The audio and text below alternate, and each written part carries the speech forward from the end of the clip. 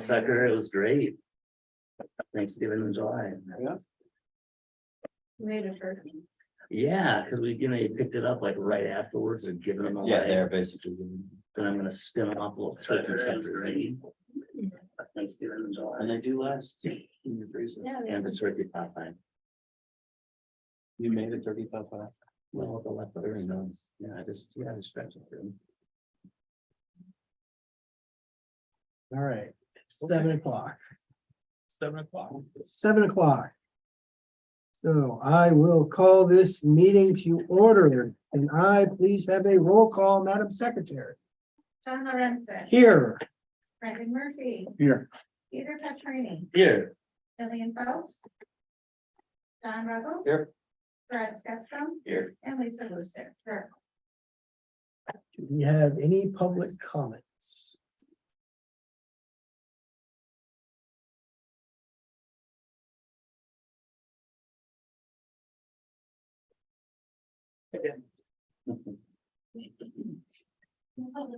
Okay. All right, then let's rise for the allegiance. Pledge allegiance to the flag of the United States of America and to the republic for which it stands, one nation, under God, indivisible, with liberty and justice for all.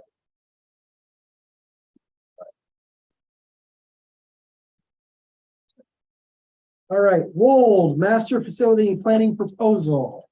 All right. Woo-hoo, welcome, you guys are up. Welcome. Real good. Dr. Kelly, are you gonna start up there? Yep. That's okay. Well, thanks for inviting me tonight to walk you through a little bit of facility planning process background. I know that the district's interested in doing a master plan for the facilities.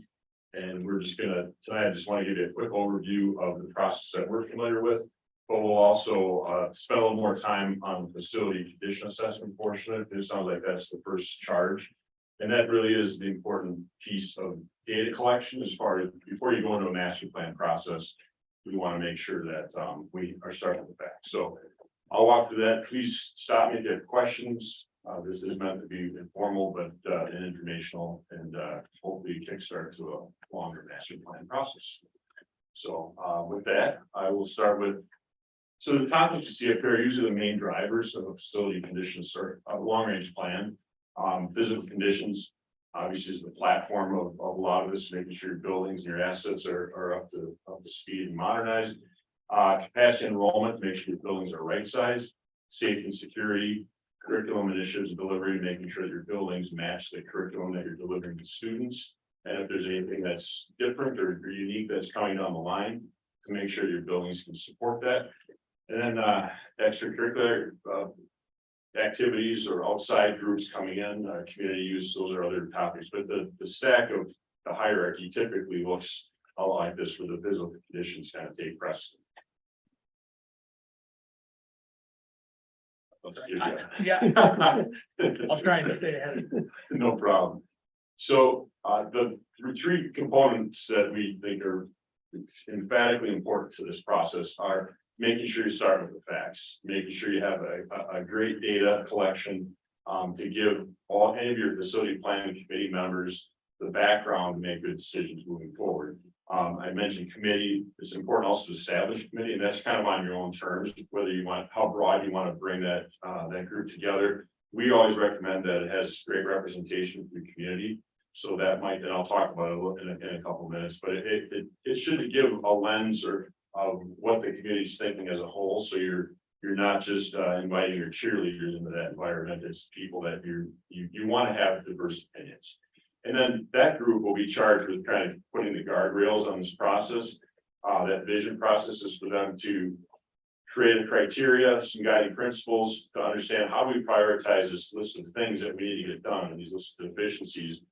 How are we going to be able to put one above the other in that process? So that committee will eventually walk through that, and I'll talk about that in a minute here. But the three critical factors: making sure you have that stakeholder involvement, make sure you have the needs identified, you're not leaving things off the table in that discussion, and then getting to a consensus on needs is also critical, because it's hard to move forward unless you have everybody really believing that these are the challenges that we're going to address. So I mentioned we're going to focus on the facility planning component of that. Some of the facts that we always find important in that long range planning process are on the left side. Tonight, physical conditions, and really that is the physical condition assessment along with the health life safety survey. We're a little bit ahead of the game on that part of it, but I'll explain why we think that's important to cover at this time. The items in blue, that's certainly an optional service that we denoted in our proposal. Those things fall into what we call an education adequacy assessment. And that's basically us looking at your buildings, how efficient they're being used, how much space do you have in the buildings, how do they align with your current curriculum delivery and your delivery that you forecast coming down the line. And then space comparisons, are there any kind of inequities or disparities in the student experience because spaces don't match either within a building or from building to building. So those are the components that we would bring to the surface in an educational adequacy assessment. The items that you see on the right side are the areas we assess during that physical conditions assessment. So it's your site, parking lots, your fields, the exterior envelope of the building, basically that warm, safe, dry approach. Interiors, which is typically finishes, how far back what are the life cycles on things like flooring, walls, ceilings, those kind of things. And then accessibility, how do your buildings comply with ADA requirements? Life safety is its own category, and that is also part of your health life safety survey. So you are due for a health life safety survey in 2026. So we're a little earlier, but we think if you're going into a facility condition planning process, there's no harm in getting that study done now. You don't have to hand it into this goes to ISB, so it goes to the state when it's due. You certainly don't have to push that forward and start the meter running, so to speak, because there are timelines to things that we discover in a health life safety survey. There's really three categories. There's a 1-year category, get something done quickly. There's a 5-year category, and then there's a recommendation category, which just means it's a good idea, but it's not something that's going to be mandated. So those are all things that we would discover in a health life safety survey, and those are all tied to code compliance. And it's not code compliance necessarily of the building today, it's code compliance of the part of the building we're assessing at the time it was built. You are not mandated by the state to bring every part of your building as old as some components could be to meet today's code. You can certainly do that over time, but this is looking at the building. Has it fallen out of compliance at the time it was built? Or has something failed or is missing that should be there that was part of the code when it was built? Hazardous materials, we typically spend really adopt your environmental consultant's information in case we prompt something that would trigger hazardous abatement in doing another improvement. So that's why we want to be cognizant of what those items might be. And then your systems, your mechanical systems, which is plumbing and HVAC, fire suppression, and then electrical systems, lighting, power, devices, things like that, fire alarms. So those are the system components to this. We bring our engineers in to do that part of this study. And then from a structural standpoint, is there anything that we should spend more attention looking into, whether it's some surface cracking or something that you've seen in the buildings, some settlement issues, we would analyze that. And then expandability, and that's really just to say your boiler plant or your service, your generators, your incoming electrical service have capacity for this one of the two buildings to grow if you needed to. So just to give you a little bit more of a forecast of you have some space to be able to do that in the future if need. So those are the 10 categories that we focus on. As far as the process goes, it's just kickoff meeting, make sure we understand schedule implications, access to buildings, some of the protocols that you want us to follow when we're in your buildings. And then we tour the buildings, document everything we see as part of that. We're also going to leverage the reports that you've done previously. Your prior architect did a pretty good job of documenting. I think that's about 8 years ago now. The conditions of the building, we would certainly use that as a springboard to use the one to validate has the items that were flagged that time been addressed, but also add anything to it that we see that may have surfaced since then. We put this into a very comprehensive plan, document all the locations of all the deficiencies. We'll sit down with a preliminary report of our findings with the district and kind of walk through, here's what we're seeing. See where there's consistencies, things that you might say, we're gonna take care of that ourselves, let's take it off the list. That process happens before we put it into the final form. And then we'll develop solutions. And the reason we do that is we have to put costs of these things, so you have something to plan with. And for us to put a solution together, we can put a quantity to that. So it may not be the only solution, but at least we'll tag, this is how you could address this specific item. And then we'll put a number to that as well. And then prioritization is another collaborative process. We don't do this in a vacuum saying you should do this first, second, third. It really is sitting down with the district and saying, what are some of the rules that we're going to follow as we look at, is this a 1 to 2 year item, is a 3 to 5, is 6 to 10, or can this be pushed out and look at it 10 years? And then that will formulate into a recommendation, and I'll show you a sample of what that can look like. And this is all really based on the facility condition assessment, and we would roll the health, life, safety survey items into this report as well. So just a quick example, I mentioned that comprehensive look at your buildings. We will take all your background plans and document where we see each and every item, if it's a deficiency or a condition that we should be tracking. We'll identify where that is in the building. So when we hand this off to you, you know exactly the locations in the building and what items might be on it. As you prioritize saying where does it locate. So if we're doing some renovation or some improvements in a certain part of your building, we might not want to leave something behind. It might be a lower category or lower priority, but we would make sure you want to tackle it comprehensively and not leave it behind. So sample, another part of the deliverable is a assessment of all the spaces. So we go in and kind of rank how your finishes are in every space, so you have an idea of where the hot spots are, where is carpet failing, or where our ceiling tiles starting to bowl and sag, or maybe there's some water damage. We would do that on a ranked system, so you know these are the ones that we need to address right away. These are the things that usually it's by area and by vintage, but it'll give you a sense of where those kind of as a heat map or where we should focus your energy and dollars. So the format of the facility condition assessment is to document the current conditions of the building across the board in all those categories that I mentioned. It doesn't mean that we're gonna flag conditions that may just be for you to track. It might just tell you that these are in great shape. We didn't see any problems, but we'll also flag deficiencies in there, saying these are some areas that we need to start paying attention to. And then those areas that have deficiencies will create a corrective measure. I mentioned this for something for us to quantify and price.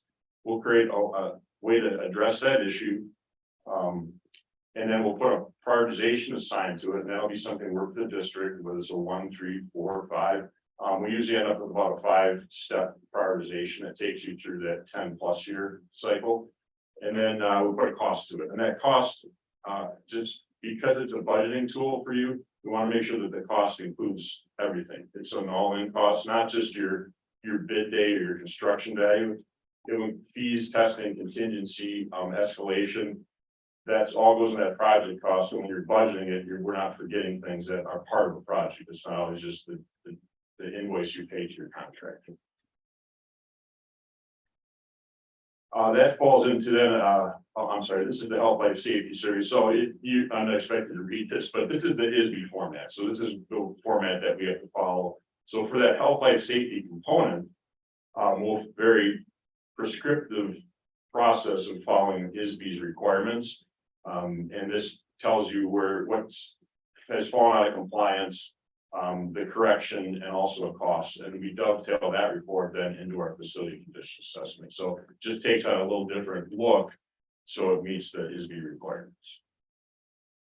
Then this becomes a tool that we use to help you document how are we going to address these improvements over time. So we put it into a planning matrix that has all the items per building by category, has a timeline of priority 1s and 2s. You can see the green columns, the blue columns, and orange and beyond. And this is just kind of a snapshot of one area of a page of this document. But we'll have numbers in those columns then that we escalate over time on basically what we see as today's escalation. And we've had some surprises over the last 3 years, as everybody knows. But things are settling back in, so we can escalate pretty confidently, what's gonna cost something now versus 5 years from now. And then those will tally up by column. And some of the prioritization process that we'll use the district is there a bottom line that we're trying to target for every single year? A lot of districts will say, we're gonna spend, 100,000 or 3 million a year. And we make sure that we prioritize with that in mind. So this is a living document. We're gonna move things in and out, so we can flex with whatever that bottom line looks like on an annual basis.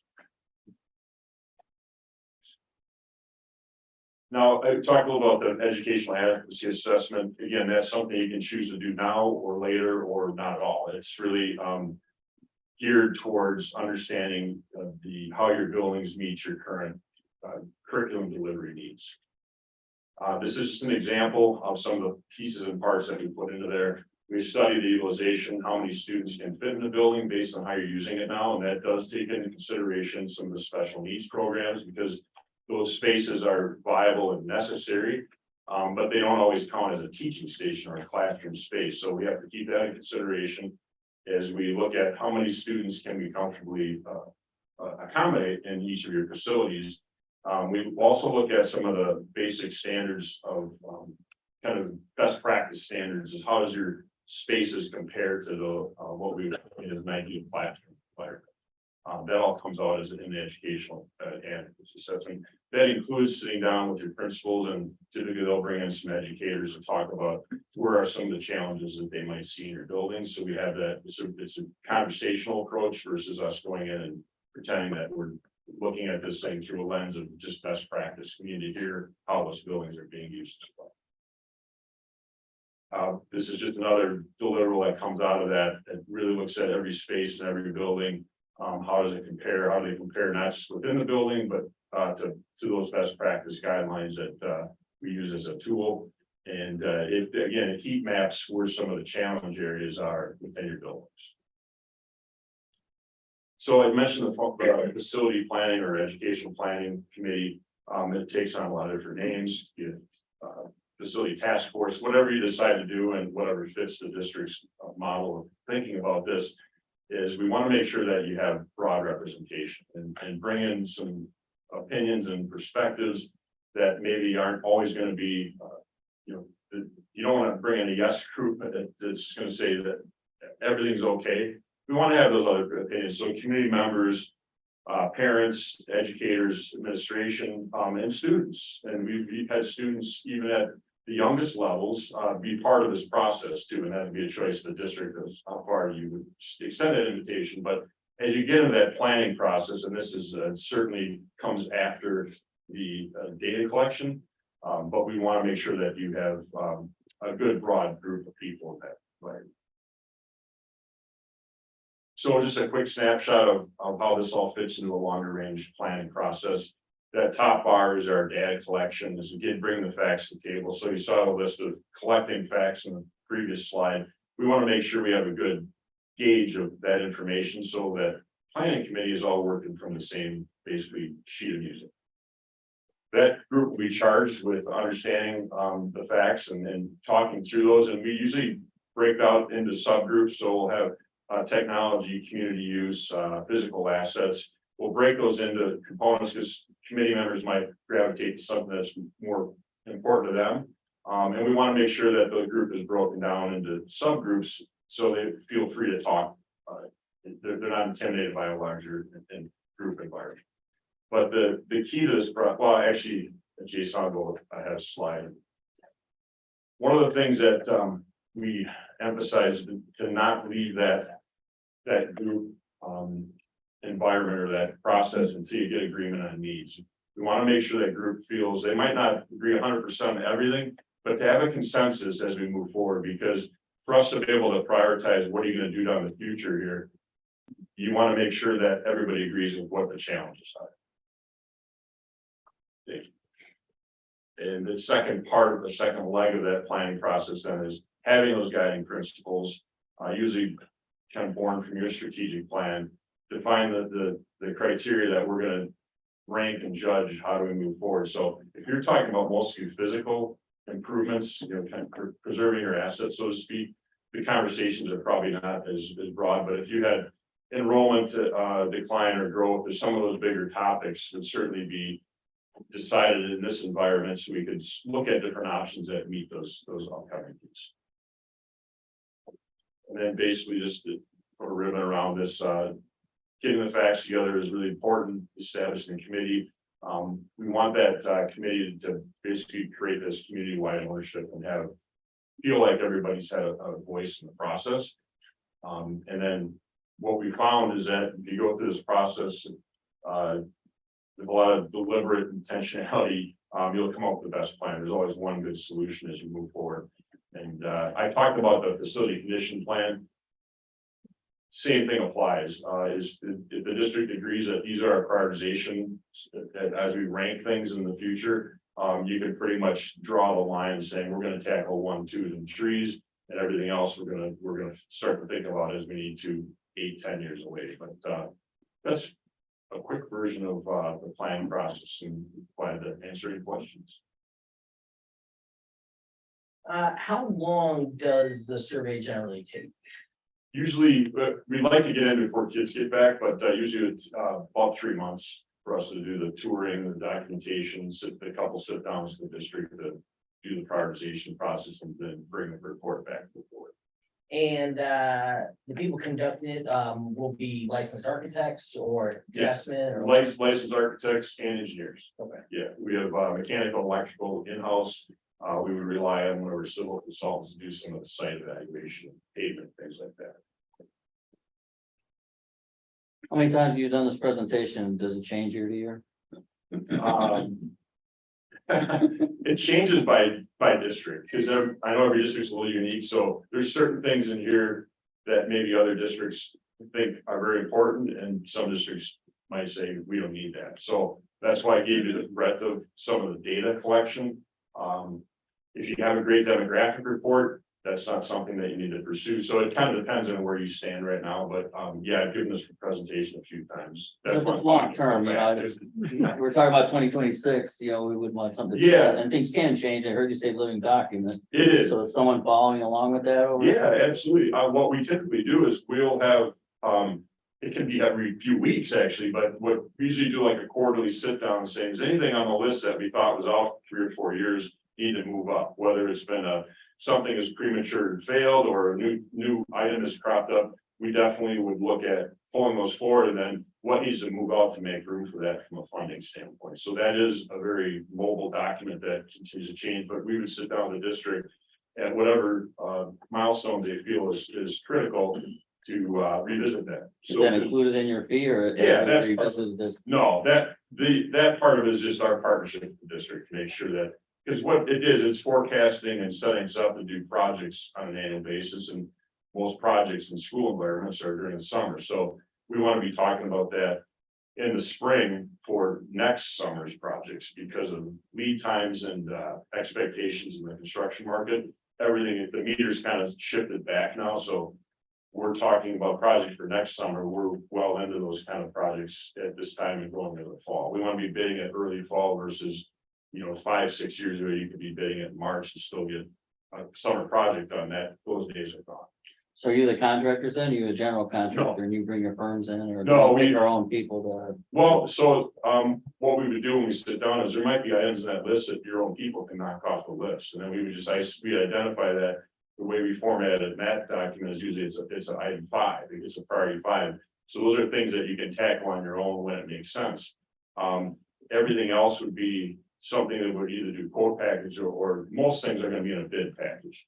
Bidding in a public environment, we're bidding out to reputable contractors. We can't really restrict who's bidding that because it is a public bid environment, but we're not bidders. We would just put the documents together and bring in solicit bids, make sure you got good representation from the construction industry and get competitive bids and then award to your lowest responsible bidder. So you have no interest in the work that gets done. You're just saying what work needs to be done. Yes and no. I mean, we certainly, our interest is, we don't necessarily have any we can't guide anything to happen. In a public bid market, we're pretty much hands off, other than helping you solicit bids and doing the facilitation of that. But then during construction, our role is to make sure you're getting what you paid for. So we're boots on the ground during construction and make sure contractors are staying on schedule, you're getting the right equipment, the right pieces and parts to any given project. So that is part of our role, that's just part of our design service fee. Now, beyond that, the other part of this is we want to make sure you're checking the box, because I mentioned a little bit that if you're doing something in a building, you don't want to do something the following year and look back and say, I wish we'd have thought about this. So we're trying to give you a comprehensive lens as well. And that's not a cost to you. It's just being a partner is looking ahead and making sure we're not spending money one year and then unspending it the following year because we didn't think through what other things we could have tackled in the summer. And how often do you see changes in legislation? Any changes to your schedules that you put together for, not very often? Not too often. I mean, from a code compliance standpoint, there's always little things that'll crop up, but that stays relatively predictable. We know when they're talking about changing something in the codes. And the nice thing about the health life safety report is you're only held to the code that was in place when that part of the building was built. So anything that comes up on a code front would not force you to make drastic changes. Other legislation is just, I'm sure you guys keep very good tabs, it's just funding, is the funding that ebbs and flows. I mean, the idea of all day K could be, might be a mandate that that is unfunded, and not every district has all day kindergarten. So those are the kind of things we look out for, but a lot of times we understand you're doing the same. So does that answer your question? It does mostly, but even community changes are okay, like, we want a pool for the middle school, like, it's not gonna happen, but something like that, or hey, we're gonna build a theater for movie nights on Fridays, that's all could be part of this. Yeah, absolutely, that we follow that would probably be more of the programming part of it. It's not necessarily a warm, safe, dry component, but it might be a programming is we really need this for our community or for our student experience to improve. And so we can target what we can put some quantification in that and put it as a number in the documents. You can say, we're gonna do the pool in 5 years. I know we're talking fictitiously, but we're gonna do a pool in 5 years, and here's what we think it'll cost in about that 5 years. So you can budget and plan for it now, knowing that it's out a few years on your priority. And you do all that for the one upfront cost of pool. Yeah, that's just us sitting down and keeping tabs, basically. And your boots on the ground during the construction phase is part of that upfront cost too, or that is? Well, so the facility condition assessment, this is really focused on giving you a deliverable that identifies all the challenges in your building from a preserving your asset standpoint. As projects get spun out of that, and say, let's say we're gonna do a roof project, then we would just set up, we've got a master contract with the district already, it would just be based on whatever that contract says and the construction value, and that sets the fee, and that fee is all inclusive for that project. Okay. So that buys you everything up through the end of construction administration, which is the boots in the ground part. So the cost for the actual assessment that's solely just for the assessment. It's not like that amount gets applied to Correct. anything else. Yeah, All right, yeah, so yeah. that's the product we receive is what we need. Yep. You spoke about the health, life safety being included. Is the Right. educational adequacy assessment included or not? Is I that gave a like separate price for that That's an a la on a carte per thing. building basis, and that's just basically kind of our metric that we use that we found covers the cost to have those meetings with the principals, walk the buildings with the lens of looking at it from an educational standpoint, not a what needs to be fixed. Yeah. Okay, thank you. It's 5,000 per building. Okay, thank you.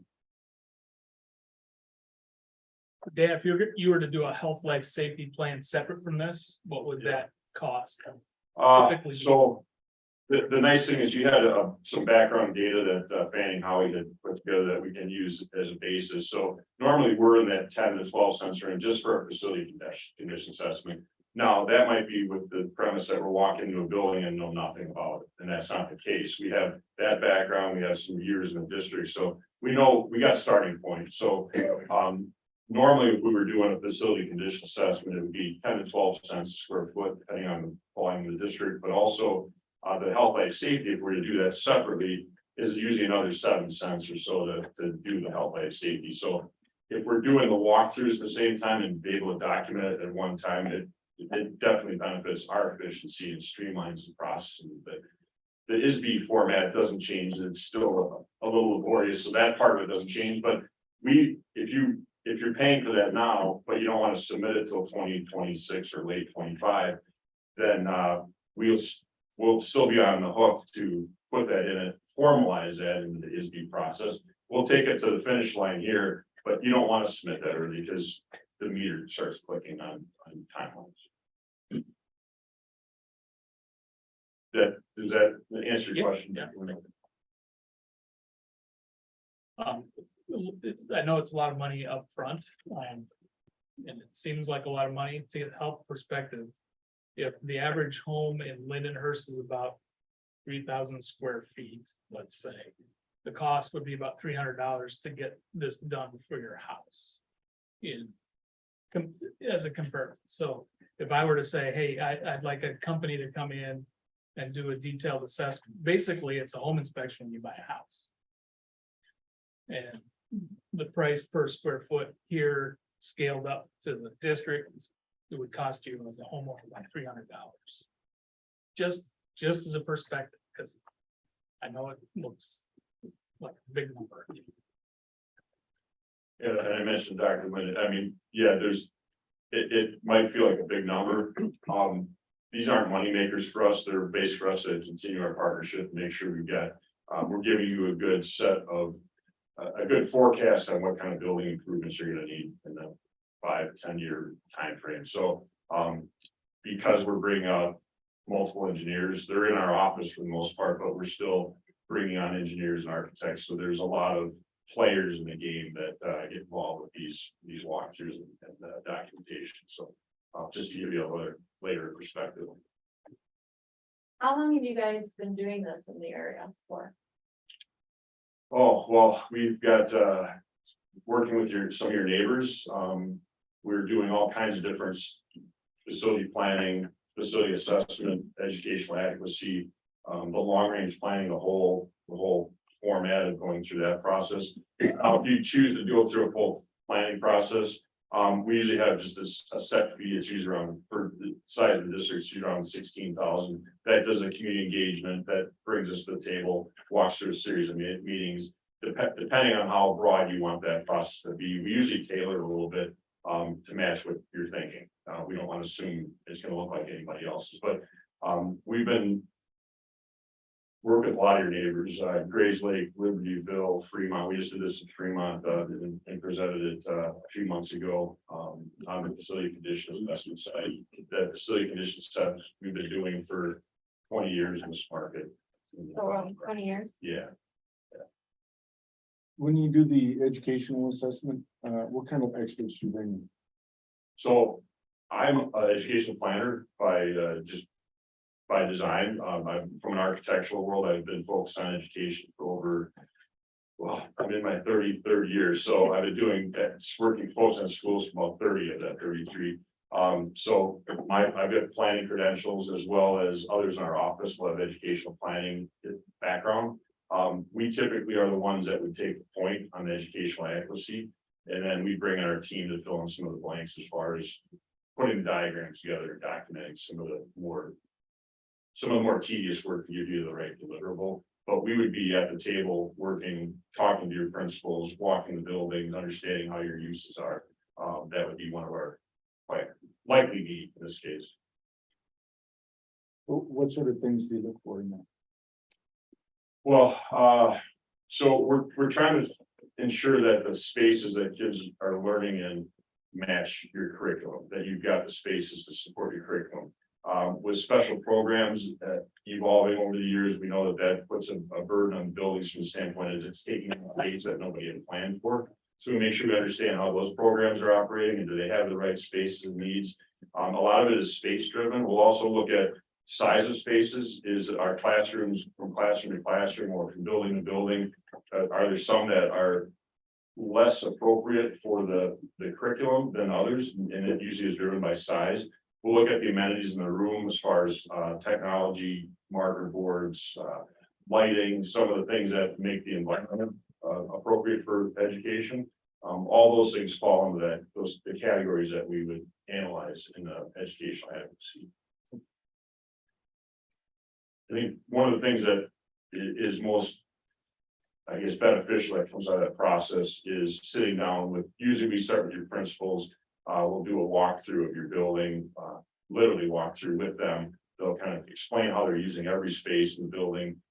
Then they'll bring in some key educators to, we want to talk about specific areas that need maybe some attention or just want to understand them better, how they function.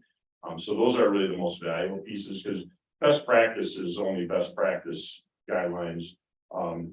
As a whole, it's very universal. It doesn't apply to every situation in every district, but the people whose voices that we can hear, that are working in that environment every day are usually where the most value comes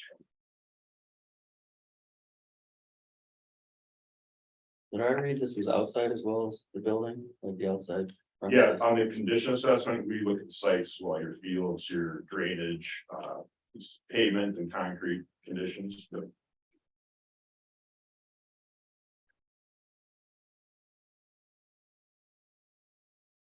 When you got the question, all right, thank you very Yeah, much. Yeah, that's so nice. Thank you. Well done. And we will continue to talk about this at the committee of the whole meeting, and then we'll vote in August at the August meeting. All right, is there any addition of non-action items from anyone? Going once, going twice? No. Action items. A, approve the semi-annual review of closed session minutes and destruction of audio tapes more than 18 months old. Make a motion to approve the semi-annual review of closed session minutes and destruction of audio tapes more than 18 months old. Second. Second. We need a roll call for that? No. All in favor? Aye. Any opposed? All right, motion carries. Approve lunch rates for the 23-24 school year. Okay. So Carly's been put together some numbers and some data on lunch rates for next year and what we should charge parents in order to cover some of our costs. And so we're going to present that tonight and make a recommendation to the board for approval of the lunch rates. Is this where we want to go? That's where we'll start. Okay. So this is just a price list created by Arbor, based off of some input and feedback that I provided to Arbor, based on our past year of our lunch expenditures. So a little bit of history, because a lot of this board is new. Last year, before school started, the board agreed to a lunch rate of $3.50 per meal for a student's lunch. And so that went into effect or was agreed upon, I believe, in June or July of last summer. And shortly after that, the state agreed to, well, the federal government gave an additional 40 cents reimbursement for each lunch. So now we are getting a little bit more from the federal government for each student meal. The state agreed to, or allowed the food service management companies and schools to renegotiate a food rate because of this extra 40 cents that was going to be given for each student meal. In which Arbor came back in the fall last year, for those who were on the board, if you recall. They asked for an additional, I believe, 75 cents per meal. An additional charge, basically. So we went back and forth, and long story short, we agreed upon increasing the lunch rate from $3.50 to $4.15. And then that's what it was for this year. And with that federal reimbursement and the state reimbursement, we were able to just break even, which we're supposed to do. This year, Arbor came back with their contract renewal. Their lunch cost is $4.49.44.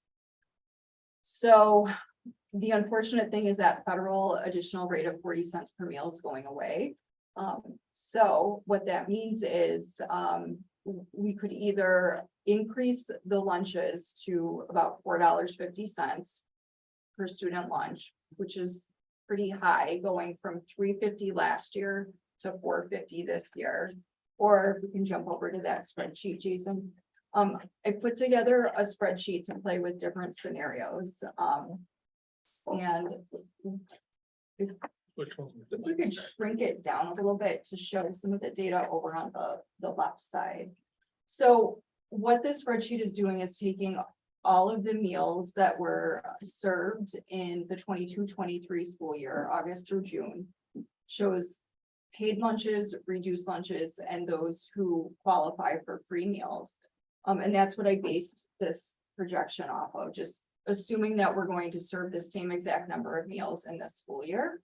And it also assumes that the state reimbursement rate is 2 cents, which is what it was last year. The state has not determined what their reimbursement rate is going to be. So when we take those two assumptions, this first green box is that if a student was going to pay $4.10 per meal, per lunch, basically what it's saying is the district would be required to pay $59,000 out of local funds to cover the food. So this is taking into consideration what we would owe Arbor for each lunch, as well as Millburn's costs. So in column L there, what that is are things like our recess, or not our recess, our lunch aides that are helping students in supervising the lunchroom. There's a cost for that, obviously, the supplies in the cafeteria, repairs to equipment in the cafeteria. So when we look at Millburn's cost, what Arbor charges us, the total cost to Millburn is in column N, and what our total revenue received would be from paid parents, from the federal government, and from the state government. We would be at a nearly $60,000 deficit. We could, if we scroll over to the yellow, we could increase the cost of lunches. So if we go up to $4.25, then we're at a $54,000 deficit. And I think you can even, Jason, if you wanted to change the $4.25 there to $4.50, which, so basically we're still kind of at a little bit of a loss because we're not getting this additional federal funding that we had. Now, maybe the state will come back and say, instead of 2 cents this year, we'll give you 25 cents. Maybe. I don't see that happening. They've always been just around 2 cents per meal. The blue is the recommendation, moving the cost up to $3.95. Because, again, this past year, we charged $3.50. I think jumping up more than 50 cents is just a lot per meal. That puts us at an estimated deficit of about $67,000.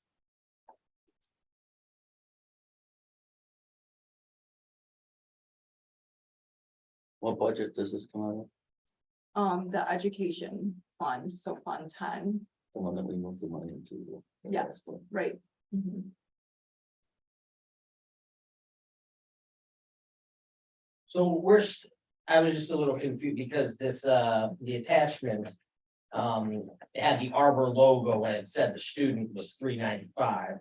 So we're still paying the $4.40, whatever to Arbor, right? Right. Okay, just because they have their logo, just like that. Right. Well, they put this together for us every year.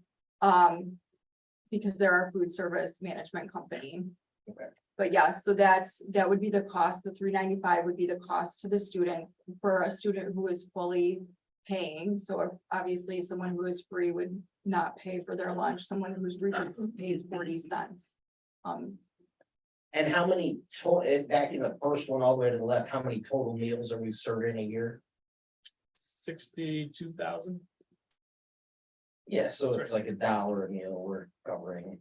Yeah, essentially. Looking at that data on the left, does that mean a third of our students are not paying for lunch? Or is that, Well, because I see how many lunches that were paid and or made. That's for a month. Versus paid. Oh, right, wait, where's the total at? The total was 40,000, is it? Meals? Per paid. for paid. And 20,000. And then free is 20,000, Yes. Now, so 1/3 of our meals are free. Of the people that that are, choose to. right, so a lot of students bring their own lunch. That's Ah, not, yes, that would make that, Right. okay, that's why that's skewed a little bit. Yeah. oh, if you bring your own lunch, you're in that category? No. No, you're not on this at all. Cause I was wondering how the third of our community qualified. No, that's not showing qualification. It's solely just how many meals were served under those categories in that given month. Gotcha. So the average month is around somewhere between 4 and 5. Well, so if you take into consideration 180 school days, we have 1,100 students. If every student had chose to buy lunch, that would be about 198,000 meals. So at 60,000, we're looking at about 1/3 total. So So 2/3 of our 1/3 kids of aren't even eating 1/3 lunch. get. I think a lot of students bring their lunch. Mind you, I-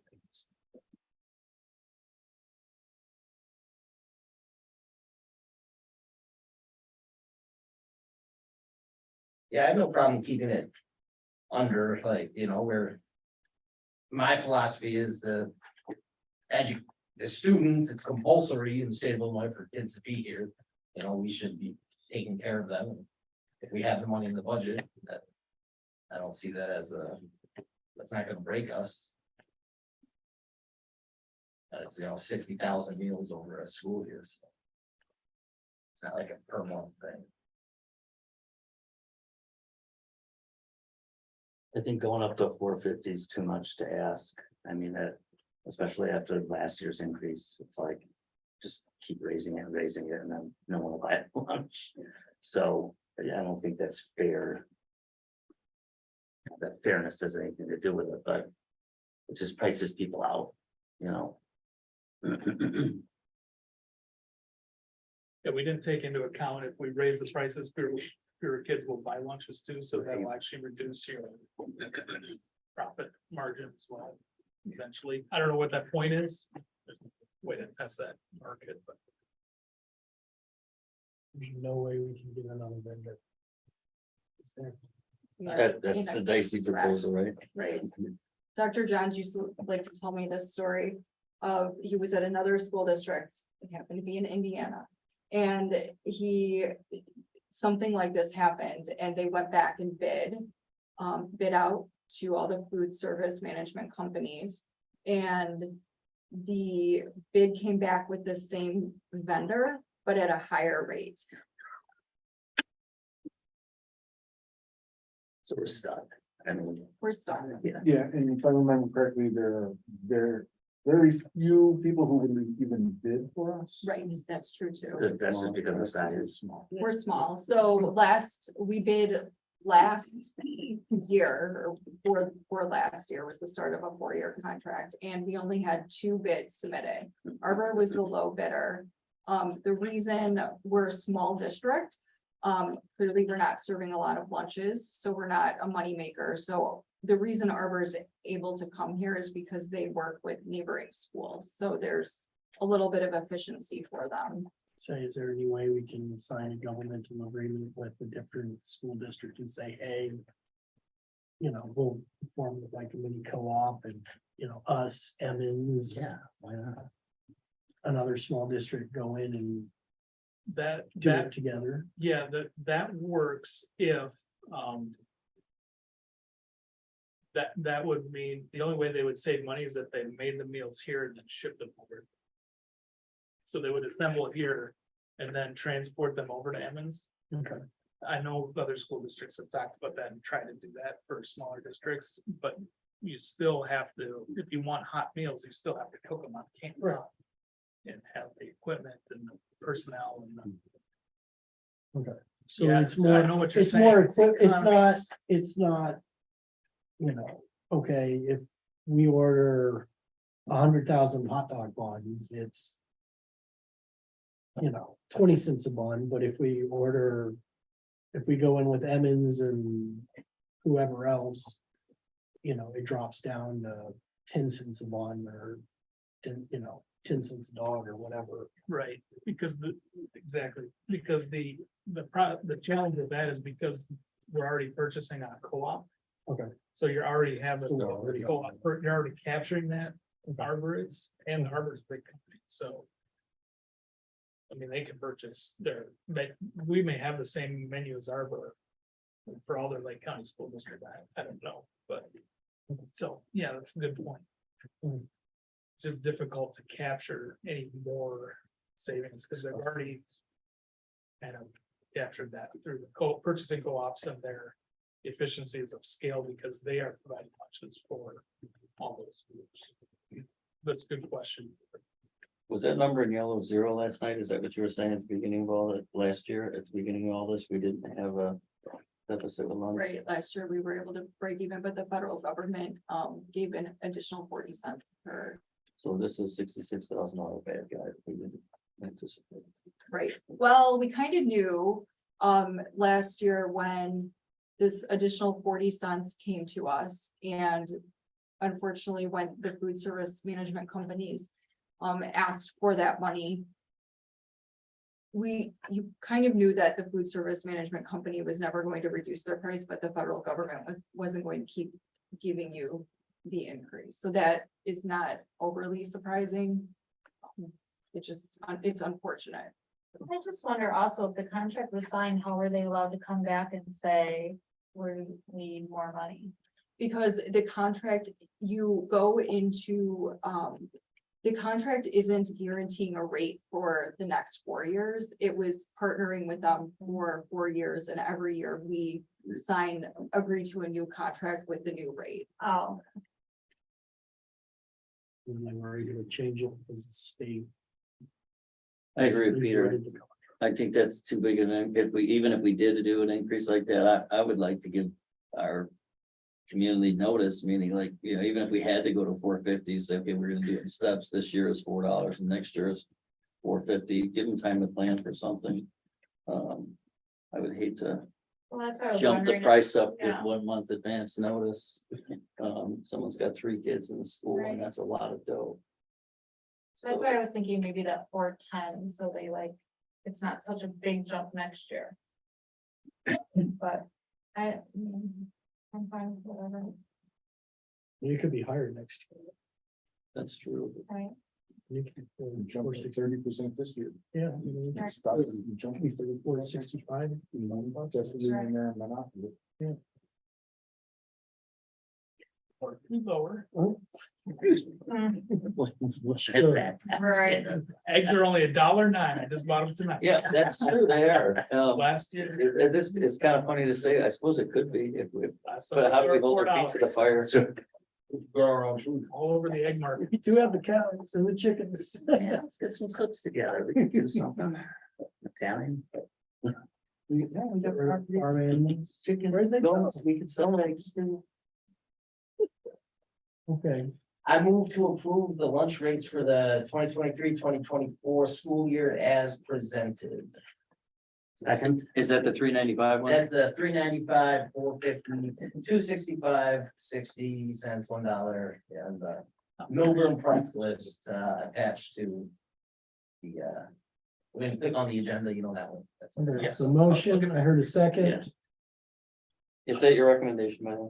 Your It's recommendation? was my 395. recommendation, because there is not a huge difference in, between 395, so we take a $66,000 hit, and if we change that to 410, I think is what the yellow was. Oh, green, So like, 59, yeah, $7,000. yeah, It's right there. $600,000, and I like it. 395 doesn't, it's 45 cents, that's a lot, but, it doesn't feel as bad as $4.54 even. Madam Secretary? Brendan Murphy, Yes. Peter Petrini, yes. Don Ruggles, Yes. Fred Steckstrom, Yes. Lisa Wooster. Yep. Tom Lorenzen. Yes. Motion passed. Thank you. All right. Approved board agreements. Okay. This is kind of what we talked about. So the school board for the public's information. Volunteered last Monday night again. Thanks, Dan. Thank you. Thanks, Tim.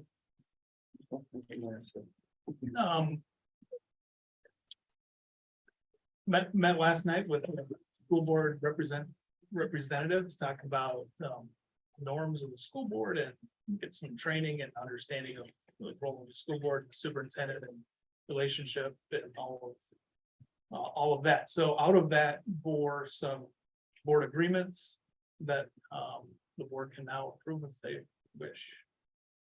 Did I sum that up? Okay. And Laura Martinez set that out this week. On July 12th.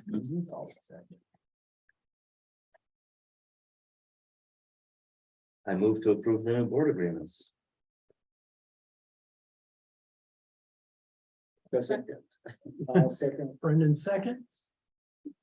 All in favor? I, Any opposed? All right. Consent agenda.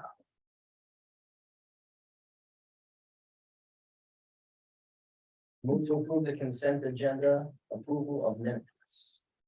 All right. Oh, wait, no, that's everything. Yeah, I move to approve the consent agenda. as listed. I second. All right. All in favor? I, Any opposed? All right. Information and discussion, budget calendar review. Okay, so just as a kind of a heads up of what's coming for the board at our next meeting. Our first meeting in August will be a special meeting because we have to vote to approve the presentation of the budget to the public, and there's timelines established because of that. And we have to have the budget into the ROE, is it the ROE or the county? ROE. And the state. I have a timeline in my, Oh, do you want Yeah. me to open that up? Sure. That'd be a lot easier. Yeah. I'm just talking on. when is that meeting, Jason? The first meeting in 14th, August 14th, Monday, August 14th.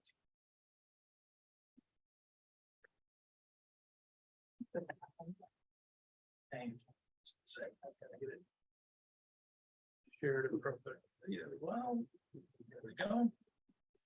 There.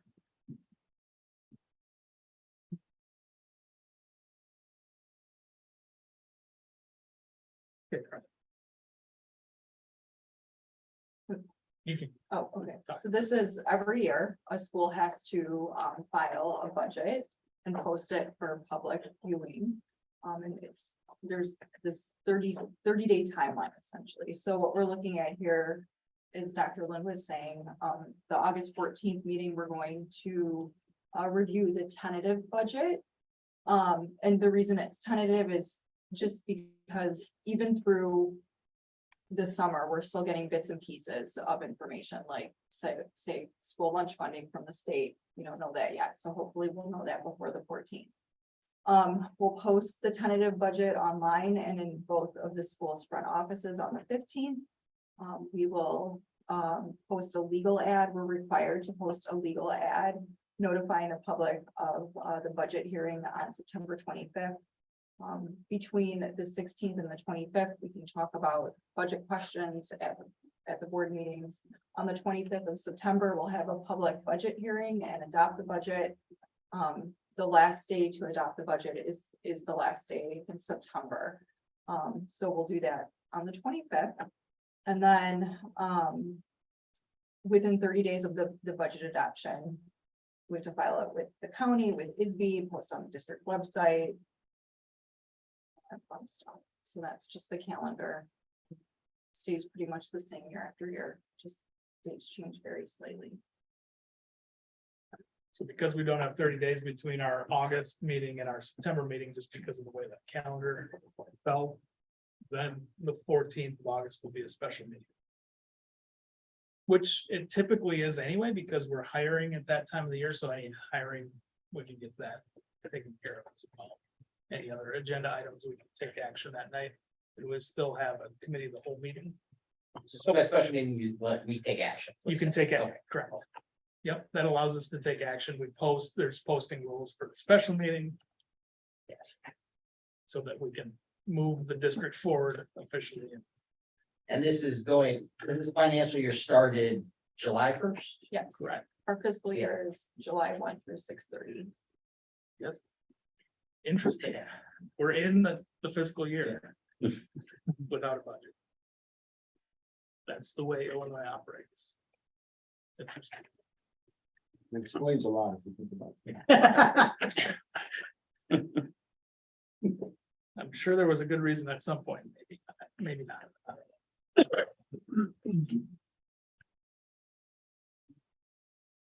Maybe figuring out how many kids are enrolled, because you don't know how many kids are enrolled in July. True. Maybe it started with the school year. Right. We're done budget calendar review. Talk about the points. Question on the second FOIA, he seems to be asking you to do a lot of his work for him, not just get the information. Can you just turn around and say, here's the information on our substitutes, you go dig through and figure out your data points or whatever? Because it seems like he's just asking you to do hours to work above Well, and beyond information data. Our payroll may have this already, right? they do, but so basically we have to access our HRIS systems to get the data, so we couldn't have him access those systems, so we have to pull the data. I believe this person, he is hired. And please correct me if okay, you did. Yeah, hired to do this. I mean, yeah, it just seems like I can get, you're okay to get the information about substitute teachers, but then to break it down into grades and all this other stuff seems like it's an extra burden on you that It is, shouldn't. it is, yeah. Is beyond the best that I feel. So it can be, That's just my. there are certain, right, that's a good question, and there are certain criteria for what makes it a burdensome request. So if we have to go and create data, we don't have to create data. If we have that available, so some districts might have that available already. And then you're just spitting it out and handing it over, that's fine. If we have to go create the data, like you're saying, then we can say, no, that part of it's a burdensome request. And so we can refuse to do it, or we say we need more time, and of course, our attorneys help us sort through all of that when necessary. Usually they're pretty straightforward. We just give them the information if we got it. Right, and you can give partial information too, so some of this is very easy to pull out of our HR information systems. There's one component that I think is not available, so then we would just partially fill the request. And we would say, it's just not available. Who answers our FOIA requests? Carly, Can you explain the first one to me? I don't even understand what they're asking for. Oh, sure, this, the other FOIA officer is Veronica Collins, but a lot of these FOIAs are financial or on the HR side. So this person, she reaches out, I believe, every quarter. She's basically looking for all of our purchase order information. Our vendors, what we've purchased from them, how exactly what we paid, what their address is, what their contact information is. Then I know they don't have to. Did she say why? No, Sell it to other people and sell Yes. this one though, I mean, because this is something that pops up every quarter. I have a report. And then it's just a matter of running a report and then completing a letter and sending it to her. So this person just could be compiling and selling data. yes, Fun for you. Now, for the second one, are we worried about possible personal information with the names of all the substitute teachers and the total days worked? I'm just worried about disclosing something for if somebody has a stalker, oh, I know they're regularly subbing here, so I'm gonna watch if they sub there 40 days last year, I'm gonna watch their car in the parking lot of that school, do we have to disclose that specific information? Yes, Okay, maybe not the number of days, I don't know about that one. That's the data I'm struggling to compile. But does somebody work? Yes, that would be public. yeah, A roster.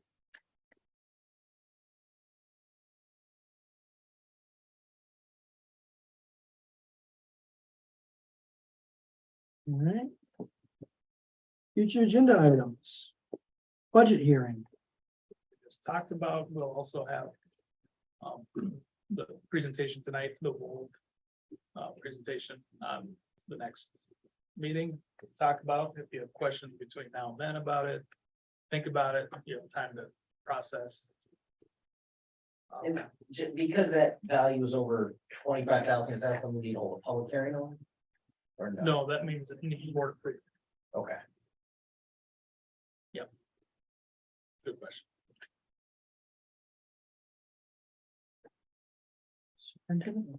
Superintendent report, okay. One other possible presentation that I'd like to bring up again is thought exchange. We're talking to thought exchange again, and we talked about strategic planning, we're talking facilities planning. They presented to me and would like to present to the board on how the value added that they could bring us. It's a very expensive tool, but it is also very valuable in getting information. We talked a little bit about this last week, getting information from our community members. How do we get information from a broad scope of people in that format? It's one way to get it. It's not the only way, but I like the tool. I think it's very valuable. It's just a matter of your preference and how we want to move forward with strategic planning or whatever level of strategic planning we're going to focus on this year and next year. What's the ballpark cost on that?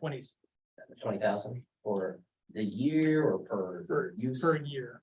So it's down to 20,000 from 28 at this point. They might come down a little bit. And is there like a limit on how many polls or whatever we can do with that, or? No. It's okay. Just for access for the software. Yep. And the support that goes with it. Is that thought exchange anonymous? Mhm. Does it tell you if one user does 20 thoughts? That I think could be a downside to the thought exchange. I think. If you're really passionate about something, you could write 100 thoughts on there and everybody goes, wow, 100 people agreed with this or Right, whatever. Well, it is. correct. Well, you would need like a different login, because like when I did, it's like, okay, click for your parent. And then I came back to it the next day and it still had my previous comments loaded. So like knew that it was me. For still. you, but Yeah. that's what I'm asking. Do we know if it's different people or I might not even be anonymous, but. But it would gauge, that's a good question. I will ask John. I Because don't when it's, remember, but I feel like it was through my email, so I had to be specific to my email. Or no, it did, but you can go back and re-rate things. I'll just keep submitting. You can keep submitting thoughts, of course, but it'll be new thoughts. So the more thoughts are in there, it waters it down too. Because other people have to rate your thoughts. Agreed.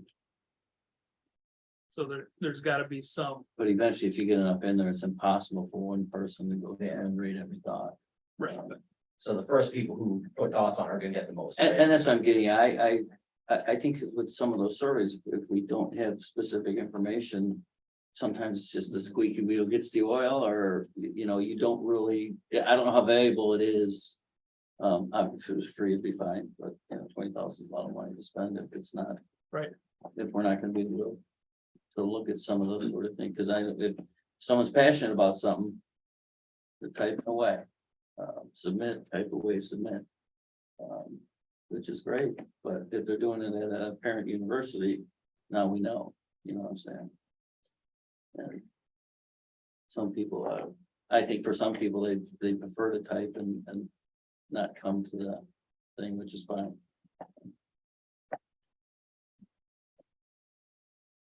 How many years have we used it? 4 or 5.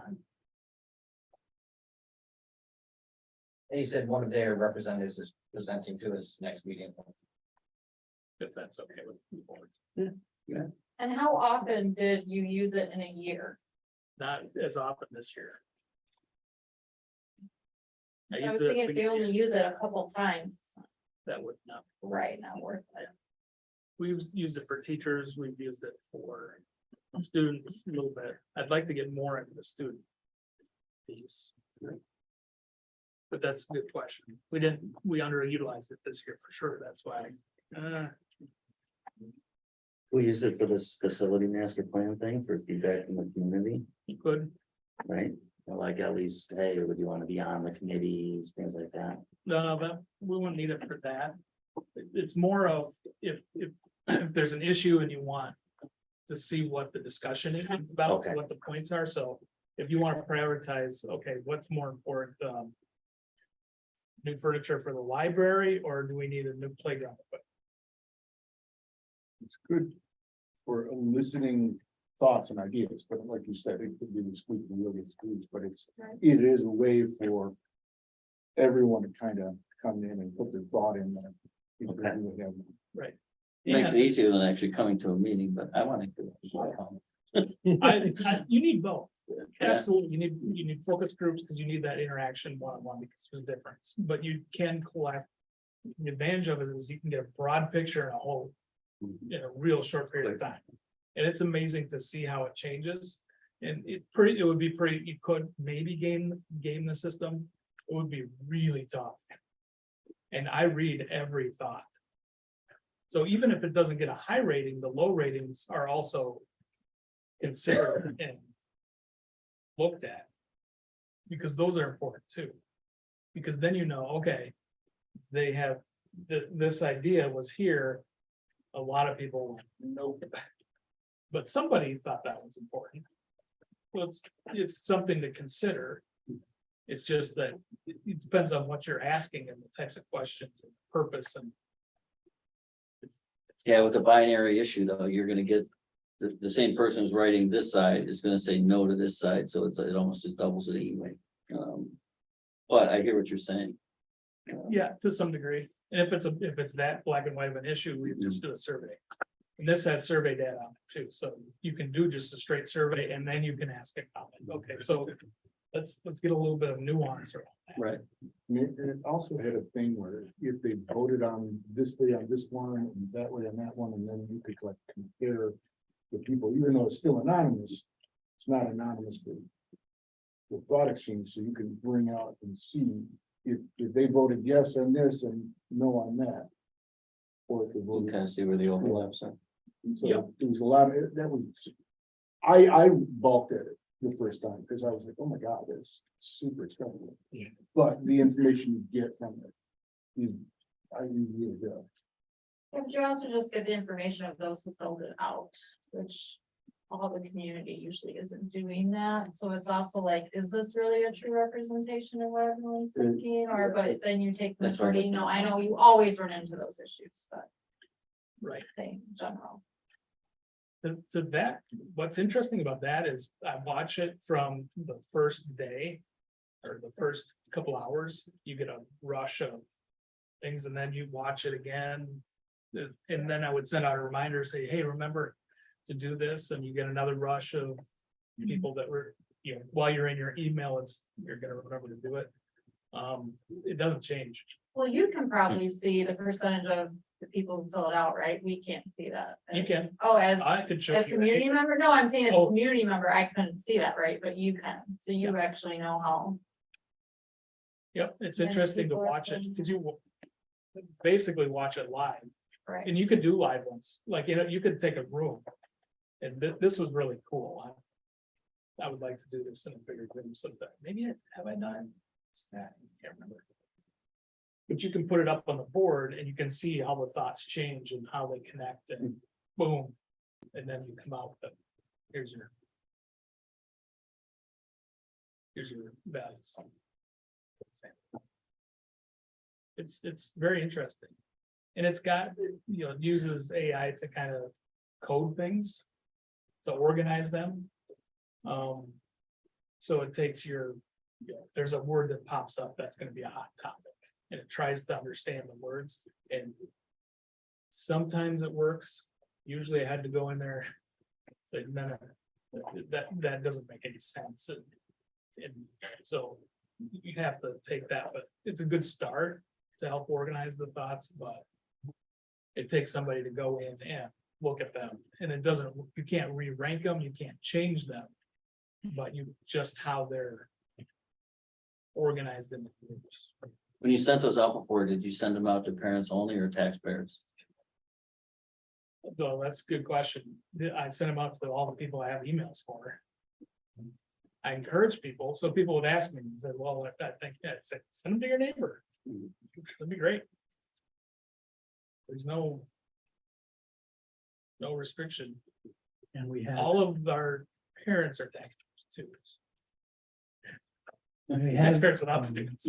we have added on the website, if you're a taxpayer and you want to get. On the email email, list. yeah, you can sign up for that. Yep.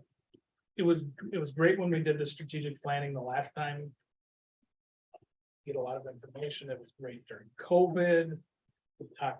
We asked questions about business plan. Okay, where's your head? Some of those things, just to get a feel for it. It's just information and it's not perfect. Nothing ever is, but it's pretty close to. When I'd send something out, it would reflect what I'm hearing and understanding from a wide group of people, and it also didn't change much over time. A little bit. Tiny bits. Going to Lisa's question, could you give us a breakdown of how often you used it in the past? You know, Yeah. last year, the year before, Yes, last year I did not use it, it was too. And on average, what percentage of the community utilizes it? Yeah, good question. Depends on the topic. That would be. a Right. question. If it's a hot topic, it's a lot. Right, but just like, you know, on average, you know, is it usually sitting around 25%, usually 75%, you know, I have no idea. About Oh, 240 just curious. participants usually, How many, 240. and how many is it sent out to?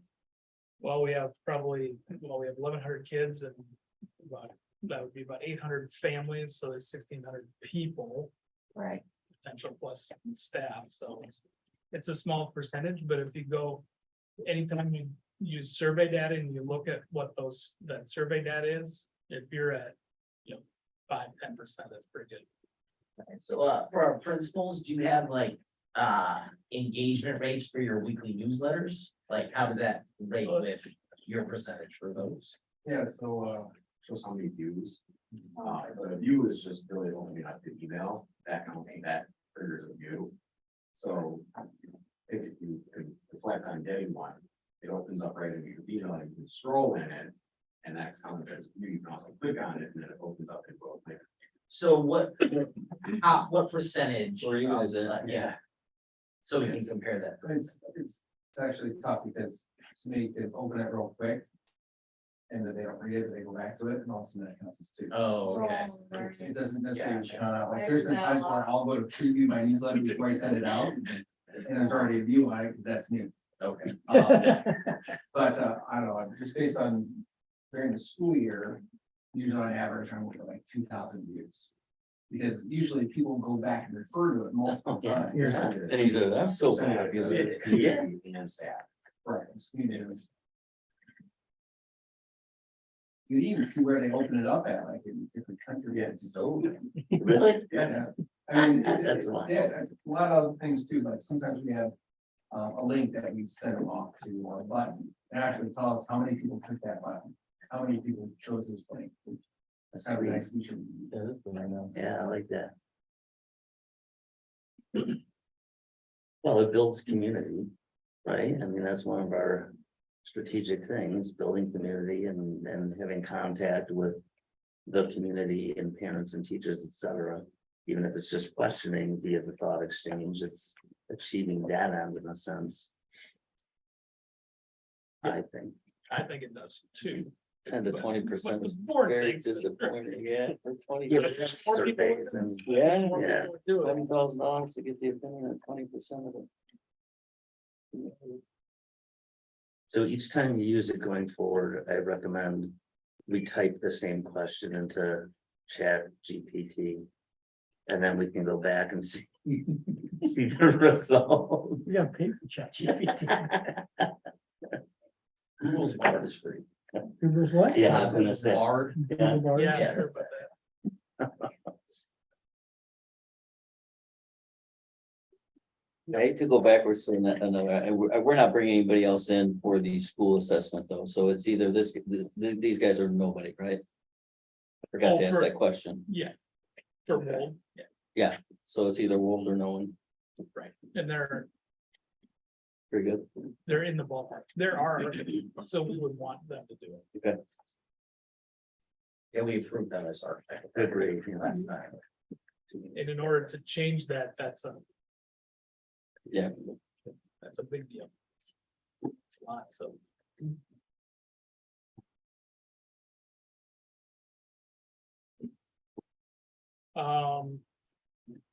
Another item that I just heard about today that's kind of fresh that I will keep the board informed on is. There's some sort of compliance support from IASA.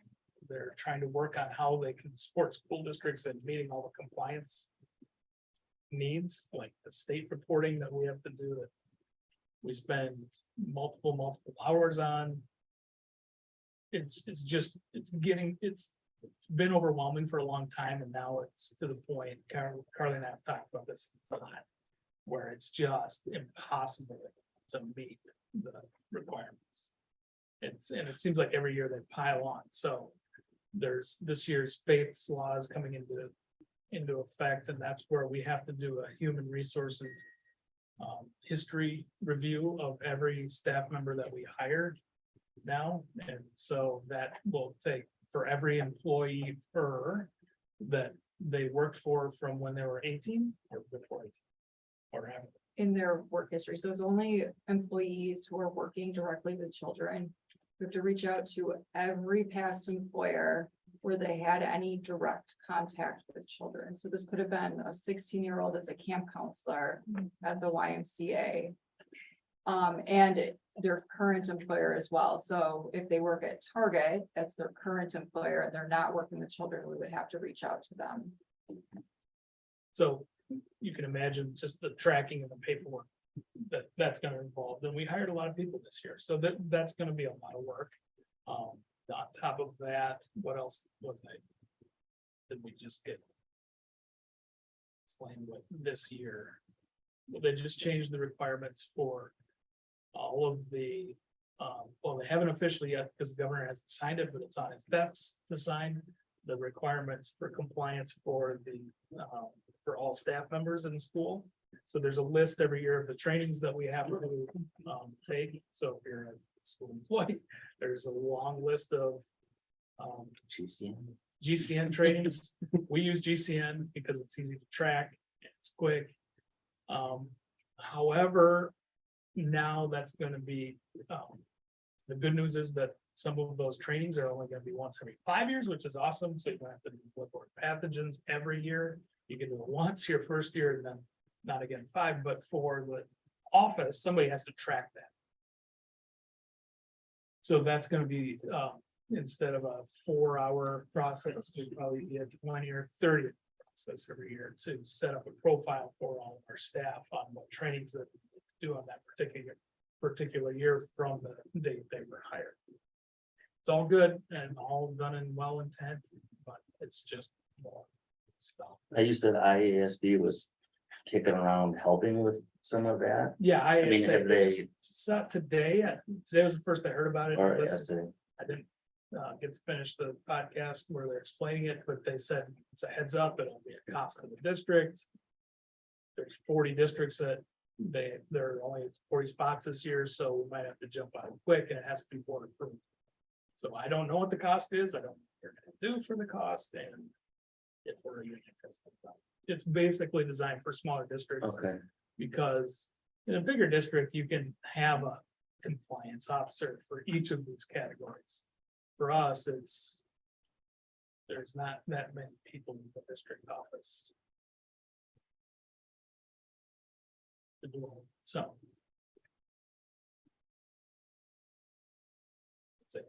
Just keeping you informed, and that's just a heads up, and I don't know a lot about it, but just wanted to put that on the radar.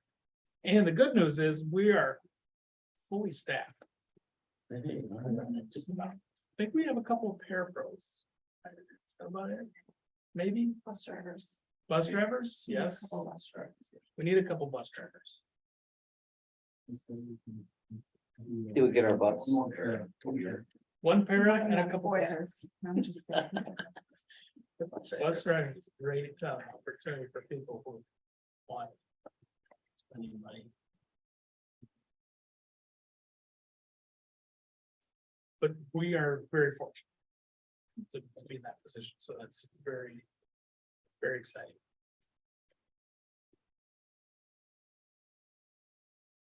That's it. Business office, you're up. I think we covered most of my things. I just put a little blurb in my report about a payment to ISB.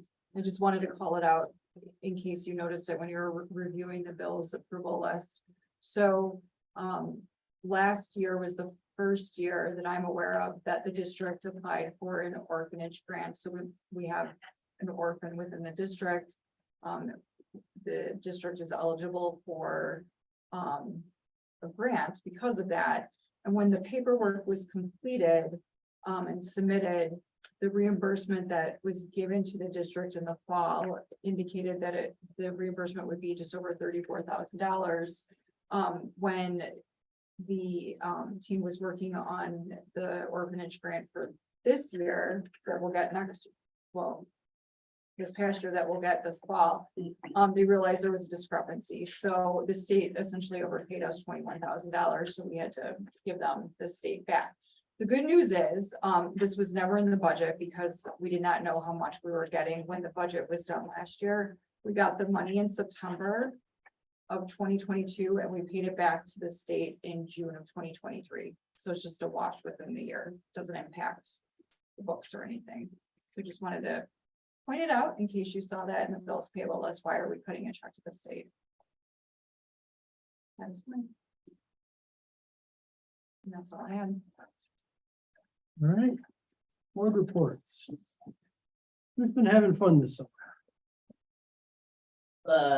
It was, of course. So I was at the Elks National Convention in Minneapolis a few weeks ago, and we had, fortunately, U.S. Senator Amy Klobuchar, Senator Minnesota, showed up. She's there mostly the conventions, but she came to my booth to take a photo. I had about 10 seconds with her, and I just quickly put in there, hey, increase federal funding for student lunches.